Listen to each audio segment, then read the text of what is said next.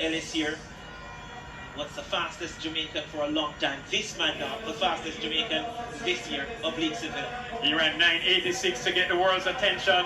He ran 9.98 last night. He ran 9.92 this evening. He comes in as a big favorite from Racers Track Club. Coach Glenn Mills said, yeah, he can run maybe 9.6. Well, let's see.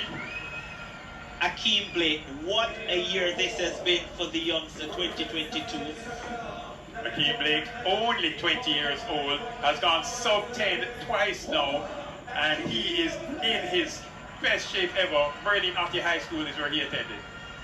Beside him is another Blake, not a young Blake, but Johan Blake. At his best, 9.69. He's now running the fastest time for Jamaica, second fastest time for Jamaica this year, 9.93. He comes with experience and will deliver well. Johan Blake. You can call him Father Blake. Titans Track Club again.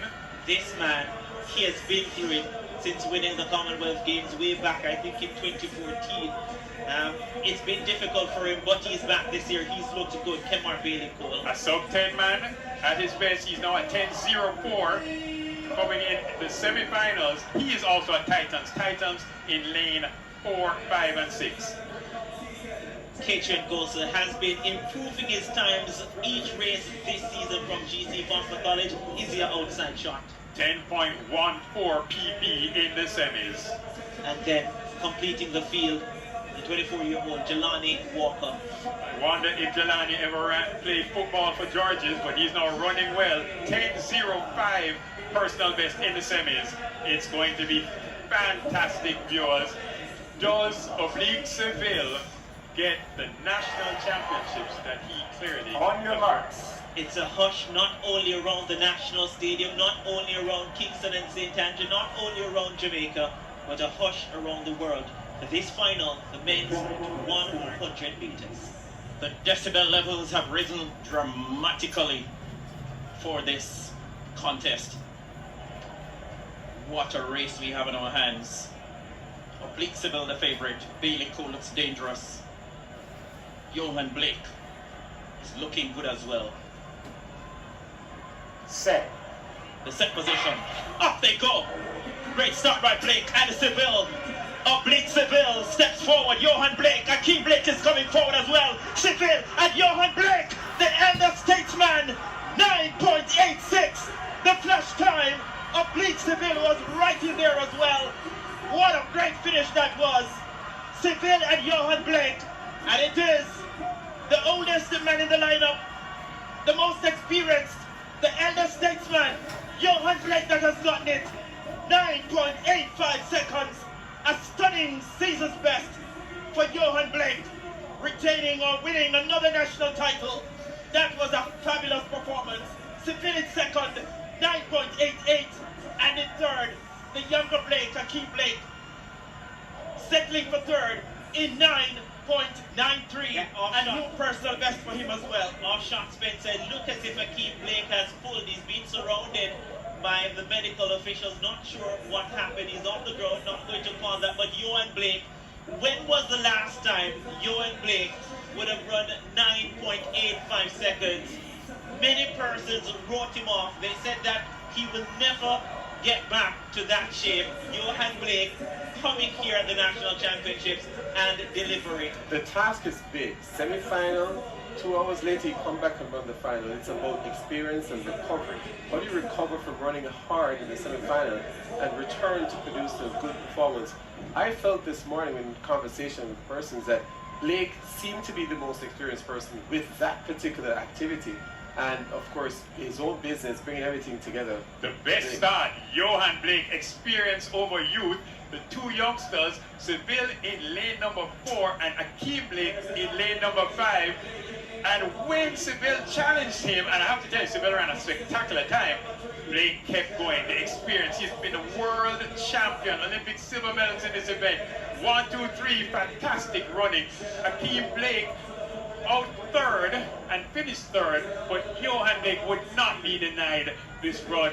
Seville running well, gets his second sub 9.9 in a 9.88 performance, but Johan Blake now running into the second fastest time in the world for 2022. You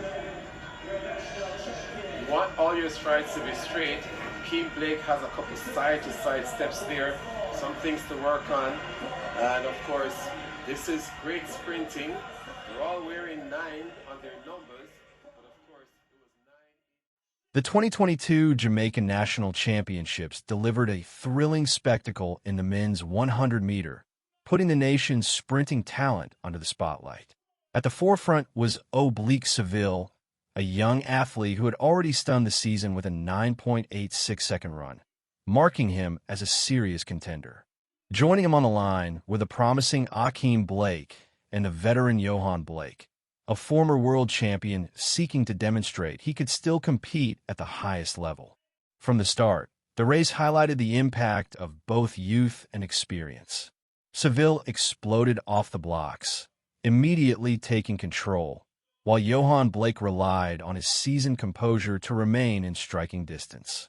Akeem Blake, meanwhile, maintained contact with the leaders, matching their pace.